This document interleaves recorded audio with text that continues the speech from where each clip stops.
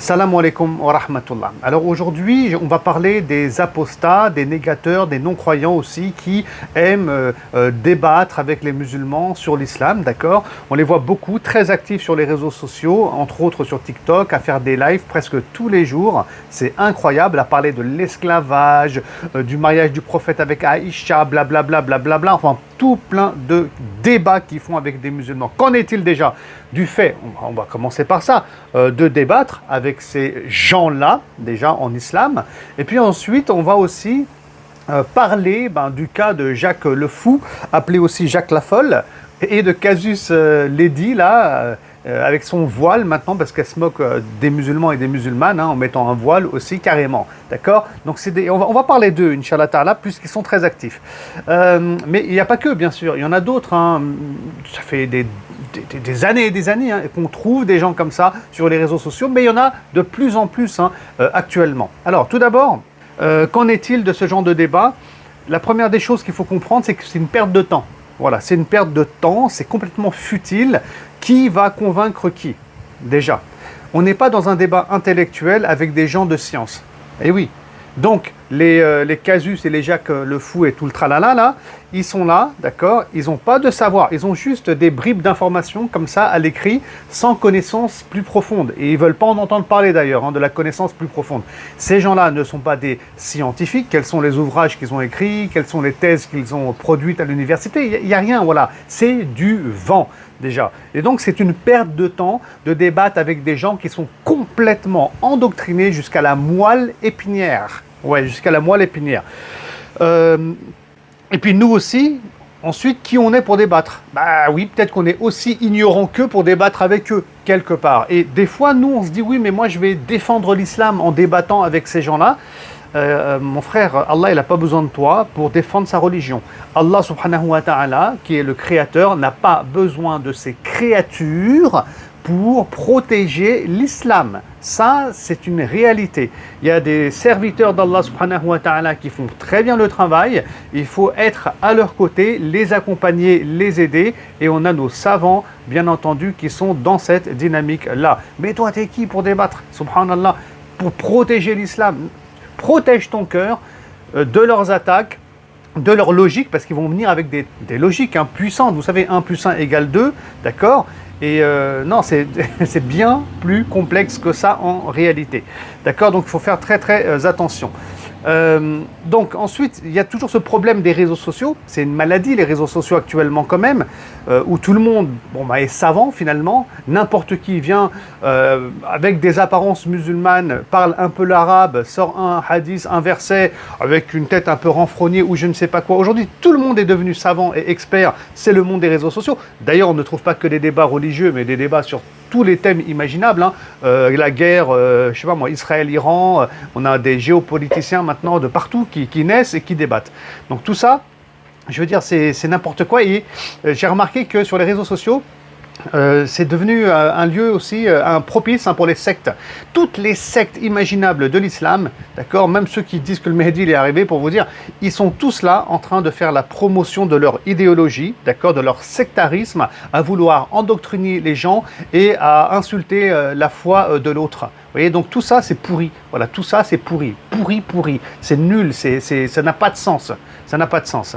Donc le musulman, moi je l'invite surtout à étudier sa religion et à ne pas débattre. Perte de temps inutile. Étudie ta religion, rapproche-toi d'Allah subhanahu wa ta'ala. Lakum dinukum waliyadin. À vous votre religion là, à vous votre philosophie et à moi la mienne. Déjà, ça c'est important. Et puis aussi, il y avait des débats au début de l'islam, des débats qu'on appelle dans Ilm al-Kalam, dans des débats de type scolastique, dans le domaine de la foi, de la théologie, qu'on trouve entre les Mu'tazilites, les Ash'arites et d'autres encore, les Qadiriyya, enfin bref. On va dire, il y avait des groupes de musulmans qui argumentaient, etc. Il y en avait, et ils débattaient entre eux dans les premiers siècles de l'islam. Est-ce que c'était quelque chose d'appréciable? Non, qu'on soit clair. L'imam Shafi'i, l'imam Ahmed ibn Hanbal et d'autres, déjà, trouvaient que les savants, les gens de science, ils n'ont pas à mettre leurs pieds dedans, à aller débattre, etc. Non, chacun, il étudie, il avance, il écrit, il argumente, mais les débats comme ça, où chacun, il veut sortir sortir vainqueur, chacun il veut humilier l'autre. D'ailleurs, Abu Hamid al-Ghazali en parle dans Ihya Ulum ad-Din, ça n'a pas de sens, c'est pas la voie du musulman, c'est pas la voie du croyant. Hein. Bon, après, on avait Abu Hanifa qui aimait ça, certes, hein, à Koufa, en Irak, hein, mais qui a arrêté aussi, après avoir passé, on va dire, une partie de sa jeunesse à débattre dans le domaine de la théologie, mais il s'est, on va dire, impliqué davantage dans le droit musulman, d'où la naissance hein, de l'école hanafite. Mais tous les grands savants et imams de l'islam dès les premiers siècles s'accordent pour dire que ce n'est pas la voie du croyant, du musulman, du savant que d'aller débattre hein, dans ces débats qui n'ont pas de sens. Aujourd'hui, c'est du 2.0 sur les réseaux sociaux. Maintenant, on va parler des fous furieux, là, les Jack, les Casus Ladies, etc. Déjà, ce sont tous des lâches, hein, ça, il faut le rappeler. Parce que moi, au moins, mon identité, elle est claire. Cheikh Sidik, eux, leur identité, ils la cachent. Ils la cachent. Il y en a un, il a un masque. Hein, il ne veut pas être reconnu. Hein. Donc, vous êtes que des pleutres, on dit des pleutres et des lâches. Vous êtes que ça en fait, incapable, si vous voulez, de montrer son visage, tellement vous avez peur. Vous voyez, vous montrez pas votre tête, vous assumez même pas vos propos et vos idées. Donc déjà, moi, je veux dire par principe, hein, je peux pas moi débattre déjà avec des gens. Déjà, je débattrai pas, bien sûr, mais déjà avec des gens qui sont des lâches et qui cachent leur identité. Alors moi, je suis étonné de voir qu'il y a des musulmans qui acceptent ça. Mais bref, c'est pas grave. J'ai pu remarquer donc qu'ils étaient assez polis avec le musulman parce qu'ils prétendent qu'ils ont un problème avec l'islam et pas avec les musulmans. Mais bon, ça c'est pas possible. Hein.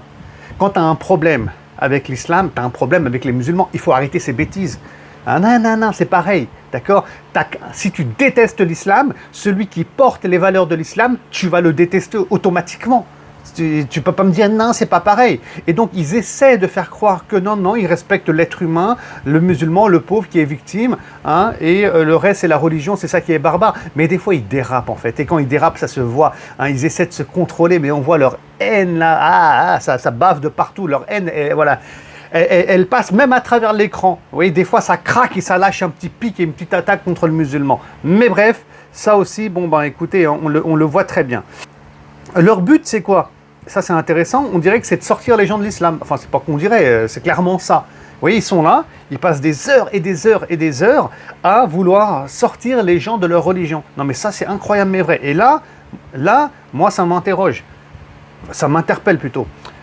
Moi, je suis un religieux, je parle de Dieu, de l'islam, je parle aux croyants et aux musulmans, ok, très bien. Mais est-ce que moi, je fais des lives sur TikTok tous les jours, pendant des heures, d'accord, pour sortir les chrétiens du christianisme?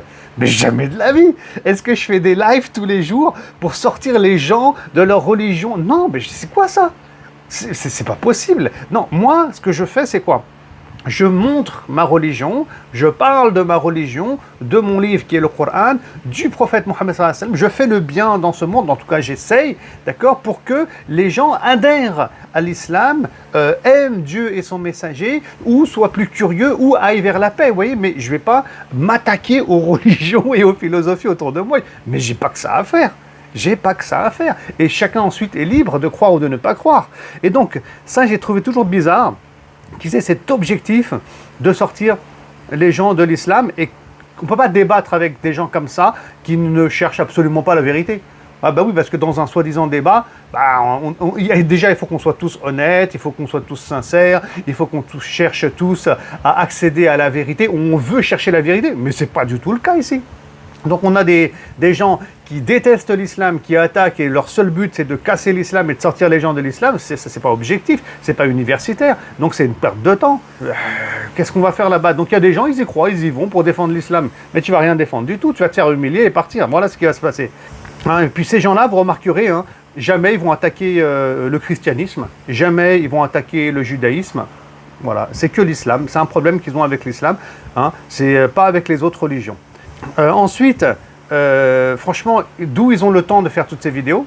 On dirait qu'ils galèrent dans leur vie, je sais pas, ils taffent pas, ils galèrent, ils sont payés peut-être, je sais pas. Tout est possible hein, aujourd'hui. Hein. Peut-être qu'ils sont payés, j'en sais rien, par des gens pour justement casser l'islam sur les réseaux sociaux et attirer les musulmans non pas vers des savants, des hommes de science ou des prédicateurs ou vers des cours en lien avec l'islam, mais plutôt pour générer le doute dans la tête des musulmans et des croyants afin de tendre vers, je sais pas moi, un islam laïque, un islam de la République ou je ne sais pas quoi. Peut-être qu'il y a des missions derrière. Bon, je sais que ça fait un peu complotiste tout ça, mais des fois, parfois, on a l'impression, parce que qui a autant d'heures à donner par jour ou par semaine, autant de temps pour sortir les gens de l'islam, quoi. Je veux dire, il faut vraiment, wow, il faut être motivé, il faut avoir la foi, comme on dit.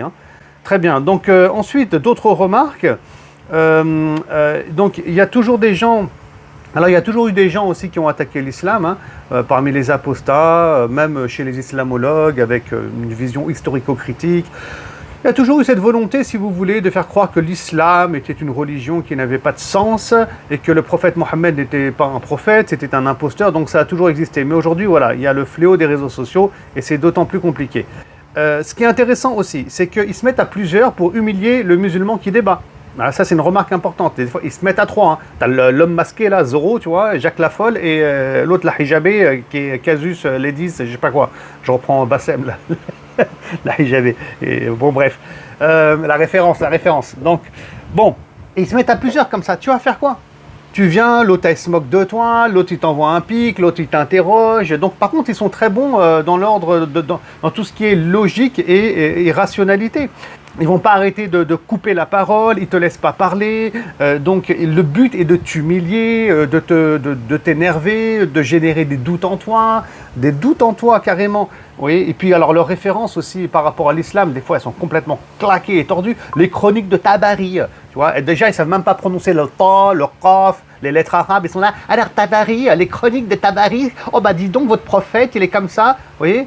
Mais qu'est-ce qu'on va débattre avec des gens comme ça? C'est quoi les chroniques de Tabari? Ils ne savent même pas qui est Tabari, dans quelles conditions, dans quel contexte il a écrit les chroniques. Est-ce que les chroniques c'est authentique, oui ou non? Qui savent rien du tout. Donc c'est pas une référence les chroniques de Tabari à la base.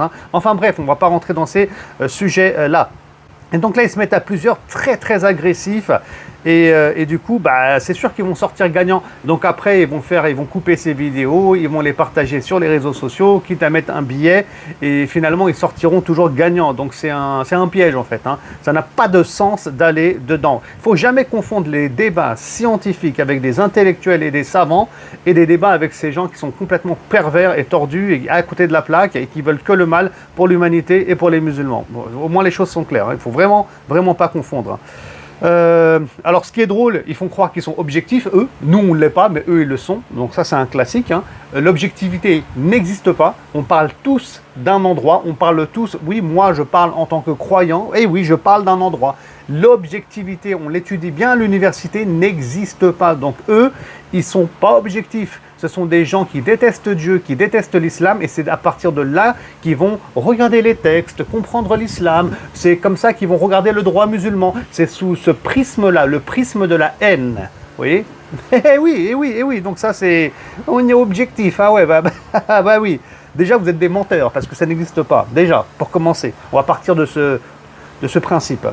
Ensuite, ils aiment bien confondre, et c'est fait exprès, entre islam et actes des musulmans. Et ben oui, parce que des fois, ils vont prendre des actes de musulmans à travers l'histoire en disant « Ah bah c'est ça l'islam ». Donc, on amalgame entre les deux. Donc ça, c'est un classique. Ils le font exprès. Donc ils y vont à fond. Et puis, ils prennent jamais en compte la réalité du droit musulman, la réalité sociale du terrain. Ils aiment bien revenir sur l'esclavage. Ah ben, l'esclavage. Non, l'esclavage, c'est proscrit en islam. Il y a eu des colloques qui ont été faits dernièrement dessus. J'en parle beaucoup dans mes vidéos aussi, même dans mes cours. D'accord? L'esclavage, par contre, est une réalité qui a existé à travers l'histoire. Les savants, les fuqaha, donc ils ont parlé de cette réalité-là. D'accord? Ça ne veut pas dire qu'ils adhèrent à ça, donc ils traitent une réalité sur le terrain. Et donc ça, ils ont pas cette intelligence, en tout cas ils ne veulent pas l'avoir, bien entendu, pour le comprendre. Donc voilà, il n'y a aucune prise en compte dans leurs analyses, ni du spirituel, ni du contexte, ni de l'évolution du droit musulman, ni de l'histoire du droit musulman, ni ils prennent en compte l'ijtihad, que le texte brut qu'ils vont interpréter à leur dose à eux, c'est tout, avec leur perversité. Ils ne vont pas vouloir aller plus loin pour comprendre ce que disent ces textes. Jamais de la vie. Voilà. Donc c'était pour vous faire un topo, je pense que c'était assez clair, que il ne faut pas aller, je pense qu'il n'y a pas plus clair que ça, débattre avec ces gens-là. Lakum dinukum waliyadin, à moi, ma religion, laissez-moi tranquille, je suis dans le cadre de la République française, je ne vais pas à l'encontre ni des lois, ni des valeurs universelles, et je suis libre, et à vous votre religion et votre liberté de ne pas croire. Hein. Mais maintenant, moi, mon conseil pour les musulmans, bon, n'allez pas débattre avec ces gens-là. Vous allez finir humiliés, vous allez servir leur cause, et vous n'allez rien défendre du tout par rapport à l'islam. Apprenez votre religion, Inch'Allah Ta'ala, transmettez-la avec un bon comportement et des bonnes actions, ça suffira amplement. À très bientôt, Inch'Allah. Assalamu alaikum wa rahmatullah.